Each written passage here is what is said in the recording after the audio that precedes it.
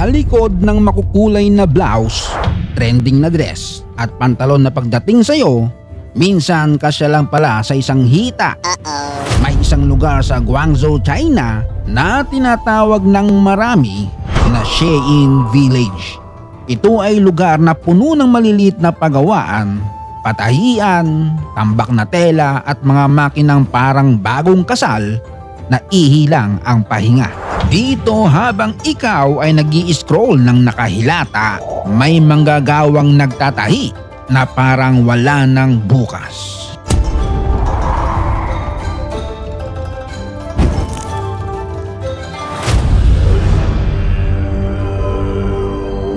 Una sa lahat, linawin natin, ang tinatawag na Shein Village ay hindi isang malaking factory compound na direktang pag-aari ng Shein. Ang karaniwang tinutukoy rito ay mga garment district at urban village sa Guangzhou, kabilang ang Kangli Village at mga lugar sa Panyu, kung saan maraming maliliit na independent workshops at subcontractors ang gumagawa ng damit para sa fast fashion supply chain. Ibig sabihin, hindi lahat ng patahian dito ay eksklusibong para sa Shein. Pero dahil napakalaki ng order network ng kumpanya, naging simbolo ang lugar ng kanilang napakabilis na production system. Ang Shein ay gumagamit ng libu-libong third-party suppliers. Karamihan ay nasa Guangdong, China.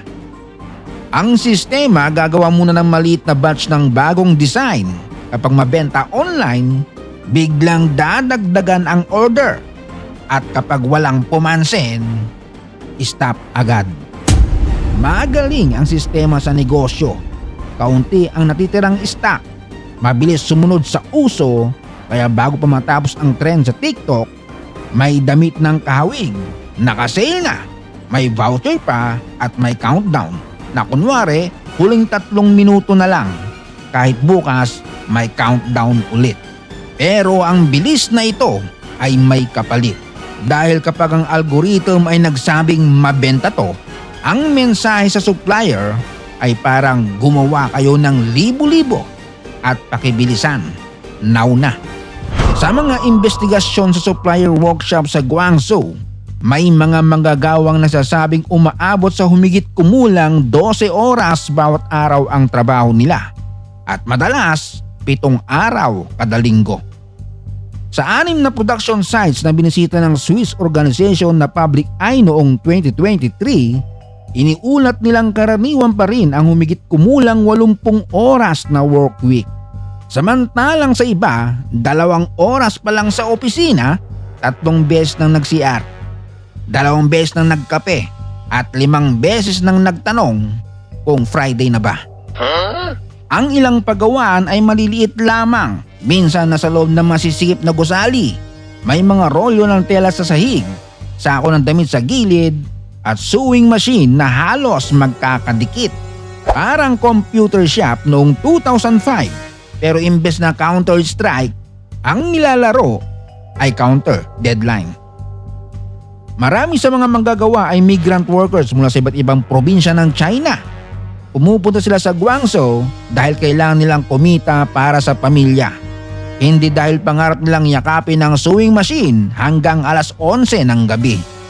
Kundi dahil minsan ang pagpipilian ay mahabang trabaho o walang trabaho. Sa maraming garment workshop, karaniwan ang piece rate system. Ibig sabihin, ang kita ay nakadepende sa dami ng natapos mong damit o bahagi ng damit. Mas maraming tahi, mas maraming kita. Kapag mabagal ka dahil pagod, masakit ang likod, o gusto lang ng katawan mong maalala na tao ka pala, mas kaunti ang kita. At dahil binabarat ang presyong binabayad sa bawat piraso, kailangan nilang magtrabaho ng matagal para umabot sa disenteng kabuuang sahod. Ang traditional na fashion company ay maaaring magplano ng koleksyon ng ilang buwan. Pero ang Shein model ay gumagamit ng real-time shopping data para makita kung anong kulay, design at estilo ang mabilis pinipindot ng customers. Kapag maraming naghahanap ng isang klase ng damit, pwedeng gumawa ng maliit na test batch. Kapag kumagat ang madla, ayos! Paramihin agad. Ang supplier ay kailangang mabilis, mura at flexible. At kapag napakaraming workshop ang nag-aagawan sa order, nagkakaroon ng matinding kompetisyon. Ang mensahe ng sistema, kapag hindi mo kayang gawin ng mabilis at mura, may ibang gagawa.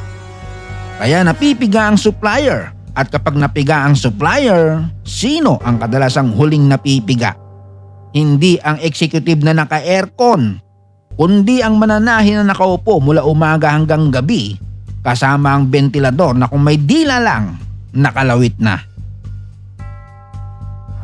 Para patas, sinabi ng Shein na seryoso ito sa kapakanan ng mga manggagawa at sa pagsunod ng suppliers sa kanilang standards. Nagsasagawa raw ito ng libo-libong audits, gumagamit ng third-party auditing firms at nagpapataw ng corrective action sa mga supplier na may paglabag. Noong 2022, nagpagawa rin ng kumpanya ng wage investigation sa 150 factories na 8 lungsod sa South China na sumaklaw sa sample ng halos 12,000 workers. Sinasabi rin ng Shein na ang kanilang on-demand model ay nakakabawas ng sobrang inventory dahil maliit muna ang initial production. At oo, may punto yon. Mas kaunting unsold na damit kumpara sa paggawa agad na napakaraming produkto na itatapon lang kapag hindi nabenta. Ngayon, bago tayo magturo ng daliri sa China, sa Shein o sa mga supplier, tingnan din natin ang sarili nating daliri. Yung daliring panay pindot ng add to cart. Bakit ba lumalaki ang fast fashion? Dahil gusto natin ng bago, mabilis, mura.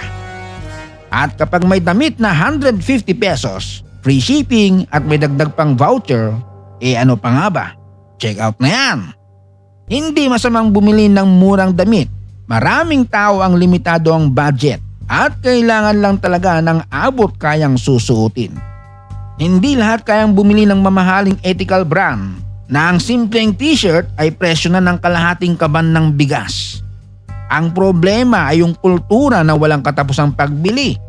Isang beses isuot, picturean, i-post, tapos itatago na sa kabinet. Habang mas mabilis tayong magsawa, mas mabilis din kailangang gumawa ang mga factory. Habang gusto nating mas mura, mas matindi ang presyo na papabain ang production cost. At kapag sobrang baba na ng presyo, may dapat magtanong, saan kinuha ang natipid? Sa tela ba? Sa quality? Sa sahod? O sa pahinga ng manggagawa? Ang Shein Factory Village ay hindi simpleng kwento ng isang kontrabidang kumpanya at kawawang manggagawa. Mas malaki ang makina. Kasama rito ang algorithms, suppliers, subcontractors, investors, influencers at milyong-milyong consumers na sanay sa murang damit. Kaya sa susunod na makakita ka ng isang online sale at nakita mong flash deal, 90% off, last chance, huminga ka muna, tanungin ang sarili. Kailangan ko ba talaga to o nabudol na naman ako ng countdown na bukas ay magre-reset din? Ito ang madilim na bahagi ng Shein Factory Village. Isang mundong ang uso ay nagbabago kada minuto. Pero ang pagod ng manggagawa hindi nawawala sa isang swipe. Mag-like, mag-follow at mag-subscribe. Dahil dito sa Tito Jones TV, hindi lang tayo nagbubukas ng parcel. Binubuksan din natin ang mga kwentong pilit ibinabalot at itinatago sa likod ng murang presyo. Shout out Don Romantico from Santa Rosa, Laguna, Zabala family ng Pasong Kamat Chile 2, General Trias Cavite, Rusty Nunes from Naik Cavite, Jordan Respert Abuso ng Dolores Pasay City, kina Mama Lot, Mami Ni at Noam ng Puerto Princesa City, Palawan. Advance happy birthday kay Khalil na nasa Taguig, galing sa kanyang daddy na nasa Abu Dhabi, UAE. Geraldine Dime from Ilog Negros Occidental, Margarito Campaan Jr. from Jose Abad Santos, Davao Occidental, Rudolph Castasus ng San Pedro, Laguna, at kay Michael Piliin ng Oriental Mindoro. Salamat sa panonood. Hanggang sa muli.